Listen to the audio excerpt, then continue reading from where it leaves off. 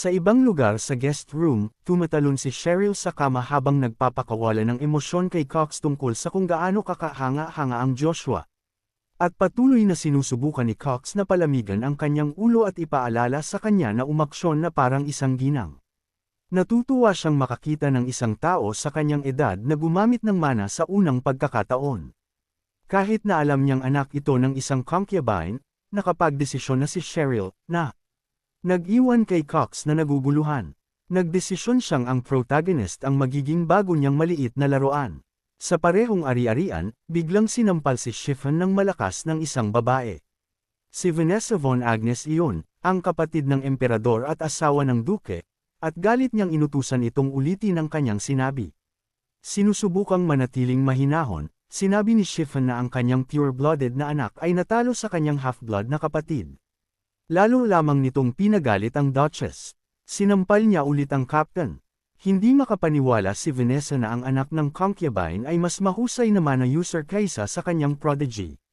Nang magtanong siya kung paano nag-react ang duke, sinabi sa kanya ni Chiffon na pinaplano nitong dalhin si Joshua sa Akati. Nahulaan niya na gusto ni Duke Agnes na pag-aralan ang bagong lantad na talento ng bata. Nagbabala si Chiffon na ito ay maglalagay sa kanila sa disadvantage at isinisi sa kanya ni Vanessa ang pagpapahintulot na mangyari ito. Gayunpaman, tinitiyak niya sa kanya na mayroon na siyang plano. Interesado na ngayon, hiniling sa kanya ng Duchess na ipaliwanag ito. Sinabi ni Chiffon na malamang nagagawing pampubliko ng kanyang asawa ang lakas ni Joshua, inihahambing ito sa C-rank level. Bagamat nahihirapan siyang paniwalaan iyon, ipinaliwanag niya na magiging mahirap din itong itago dahil 2 count ang nakakita sa laban. At kahit na hindi gumamit ng mana ang Joshua, ipapakuha pa rin sa kanya ng kanyang ama ang test, na humila sa atensyon ni Vanessa. Ang ibig sabihin ni Chiffon ay ang test para maging isang opisyal na C-rank knight. Upang makapasa, ang isang fighter ay kailangang magpakita ng mana sa laban-laban sa isang Royal Knight. Sa pagbanggit sa mga Royal Knight, isang kebel ng ngiti ang kumalat sa mukha ni Vanessa, at nagdesisyon siyang oras na upang makipag-ugnayan ulit sa kanyang tiyuhin. Isang maliit na kamay ang kumatok sa pinto. Si Joshua iyon na nakatayo sa labas ng silid ng kanyang ama, at pinapasok siya ng duke. Humakbang siya sa loob kung saan naghihintay ang pinuno ng tahanan. Magalang siyang lumuhad sa isang tuhod at binati si Duke Agnes. Dumiretso ang duke sa punto at tinanong kung sino talaga siya. Natulala si Sir Sanders sa isang sandali, halatang nayanig. Pero hinarap ng protagonist ang tanong ng mahinahon at ipinakilala ang sarili bilang protagonist, Von Agnes. Ipinuntos ni Duke Agnes kung gaano katutubong iba ang Joshua mula sa huling pagkikita nila. Sinabi niyang binago siya ng panahon. Tinanong ng duke kung galit ba siya sa kanya, pero sinabi ng protagonist na hindi. Naintindihan niya kung bakit hindi masyadong umaasa ang kanyang ama sa isang ikalawang anak na nakatali sa Royal House. Pagkatapos ay tumayo ang Joshua at humingi sa makapangyarihang maharlika ng isang pabor. Naisip ng duke kung ano iyon, inaakalang gusto ng bata ng isang paumanhin. Ngunit mas kailangan ni Joshua ang isang paumanhin kaysa sa mga walang katuturang salita. Walang halaga ang isang paumanhin sa ganoong kalupit na tahanan. Tinanong ni Duke Agnes kung bakit sigurado siyang dadalhin siya sa kapital ng Avalon. Ibinigay ng protagonist ang unang dahilan. Ang pag-alis sa kanya sa mansion ay magpapatigil sa sigalot dahil ang kanyang presensya ay banta sa landas ni Babel para maging duke. Hanga si Duke Agnes sa sagot at lihim na nanalangin na sana ay mas maaga niyang pinagtuunan ng pansin ang anak na ito. Ibinigay naman ni Joshua ang ikalawang dahilan. Ang kanyang ama ay matako sa talent at gustong panatilihin siya sa tabi nito sakaling mas lumakas pa siya. Kung mangyari iyon, sinabi ng Joshua na ang duchy ay maaaring tumaas ng husto na kahit ang Royal House ay hindi na makakapantay. Sinabi ni Duke Agnes na ang kanyang anak ay nagsasalita tulad ng isang taong kayang daijin ang pamilya. Ng emperador balang araw, sumagot siya na hindi niya ito bibiguin. Humanga ang duke sa lakas ng loob ng 9-year-old at tinanong kung may paraan ba para maabot ang 2 layunin ng sabay. Nahulaan ng protagonist na ang sagot ay ang pagpapadala sa kanya sa Akati Academy. Ang academy na iyon sa capital ay nagtuturo sa mga anak ng mga noble mula edad 10 hanggang 15, At ang mga may kakayahang estudyante tulad ni Babel ay maaari pang mag-graduate ng maaga. Pinapahintulutan din ito ang mga royal na kontrolin ang mga pamilya ng nobles sa pamamagitan ng paghawak sa kanilang mga anak habang naghahanap ng talent. Kinumpirma ni Duke Agnes na papasok si Joshua sa academy, at kung magiging maayos ang lahat, maaari pa niya itong personally na turuan ng swordsmanship. Ang pagsasanay sa ilalim ng isa sa 5 Great Masters ng Empire ay karaniwang isang napakalaking pagkakataon. Kaya sinabi ng Joshua na hindi niya ito minamasama. Ang kanyang mahinahong tugon ay nagulat sa Duke, lalo na nang kilalanin ng Joshua ang kanyang title bilang Master ng Swords. Pagkatapos ay itinuro niya ang kanyang spear at sinabing plano niyang maging isang spearman. Ang piniling iyon ay nagpadismaya sa Duke, na may hinala na nang gumamit ang protagonist ng stick sa halip na espada sa duel. Sa pagpapakawala ng kanyang mana, hiningi ni Duke Agnes na malaman kung talagang ibig sabihin ng bata na pumili ng isang bagay na kasing absurd ng isang spear. Napakatindi ng pressure na kahit si Joshua ay nahirapang manatiling nakatayo. Lumaban ang Joshua gamit ang sarili niyang mana, iniisip na ang kanyang paniniwala sa spear ay katumbas ng pride ng kanyang ama sa espada. Pagkatapos ay sumigaw siya na ang kanyang spear ay dudurog sa anumang haadlang sa kanyang daan, kahit si Duke Agnes at ang natitirang 9 na stars. Nang marinig iyon, sinabi ng kanyang ama na patunayan kung ano ang talagang kayang gawin ng isang spear. Nang mawala ang pressure, naunawaan niya kung ano ang talagang layunin ng Duke. Pinili ni Duke Agnes na subukan ang kanyang anak. Para kay Joshua, ito ay isang napakalaking pagkakataon na inialok ng isang miyembro ng 9 stars. Pumayag siya, ngunit sa isang kondisyon lamang, at iyon ay nakakuha ng interes ng Duke. Sinabi ng protagonist na kukunin lamang niya ang test kung ipagkakaluwab ng kanyang ama ang kanyang kahilingan. Pagkatapos niyang makapasa, sumang-ayon ang Duke na kung mapagtatagumpayan ng Joshua ang trial, maaari niyang ipagpatuloy ang paggamit ng spear at makuha ang gusto niya. Ngunit kung mabaigaw siya, susundin niya ang kanyang ama ng walang tanong. Tinanggap ito ni Joshua, sa hinalang ang kabiguan ay nangangahulugan ng paghawak ng espada at pagpasok sa academy, ngunit wala siyang planong matalo. Sa ibang lugar, isang mage ang nagbuhos ng spell sa isang crystal ball. Sinabi niya sa Duchess na handa na ang spell, at ibinaba nito ang kanyang hood. Binati ni Lady Vanessa ang kanyang tiyuhin at tinanong kung kumusta ito. Sa pagsasalita sa pamamagitan ng crystal ball, sinabi nitong maayos naman siya sa kastilyo at nagtanong kung kumusta ang mga bagay-bagay sa duchy. May kasamang sly smile, sinabi ni Vanessa na may problema sa duchy at kailangan niya ng pabor.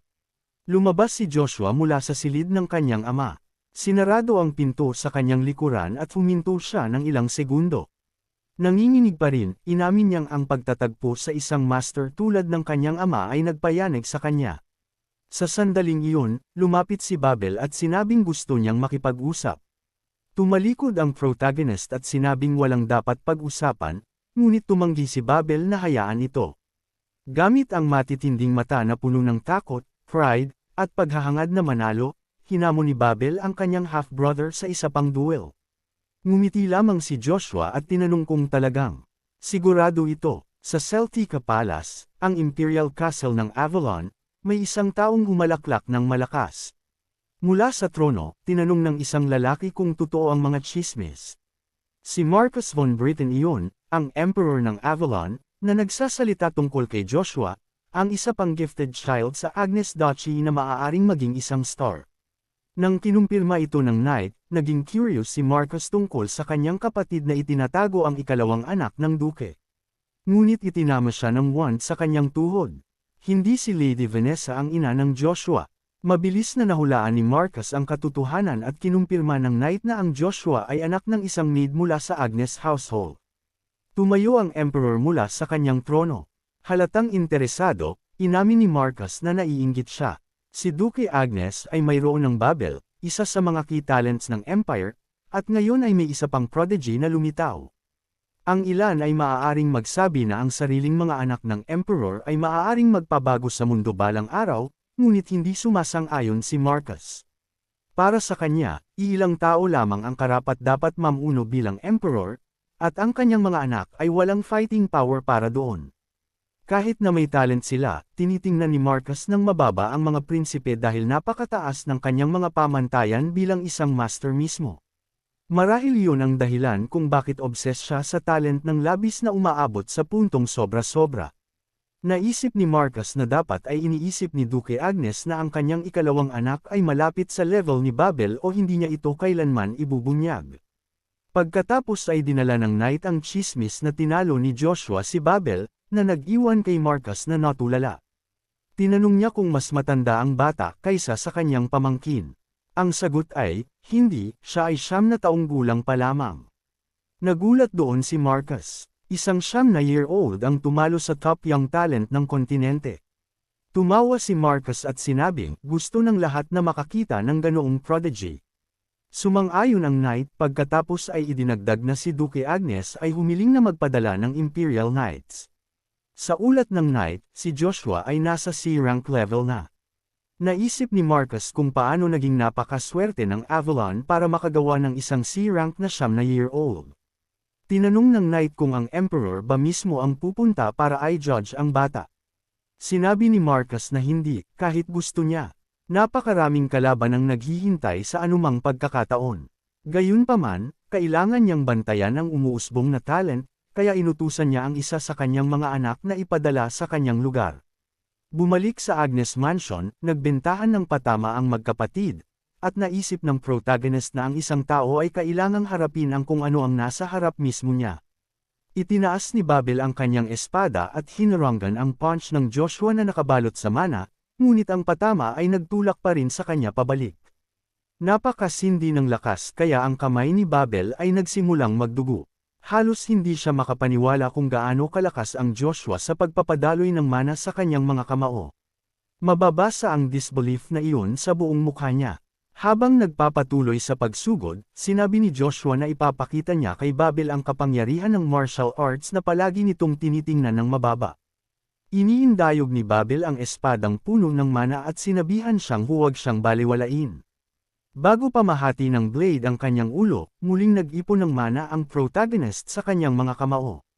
Pagkatapos ay nagpakawala siya ng mana explosion at itinapon si Babel palayo. Habang tumatalbog sa lupa, naunawaan ni Babel na tinamaan siya ng Joshua ng isang burst ng compressed mana. May mga pasa at nayanig, nahirapan si Babel na tanggapin na mas mahina siya kaysa rito.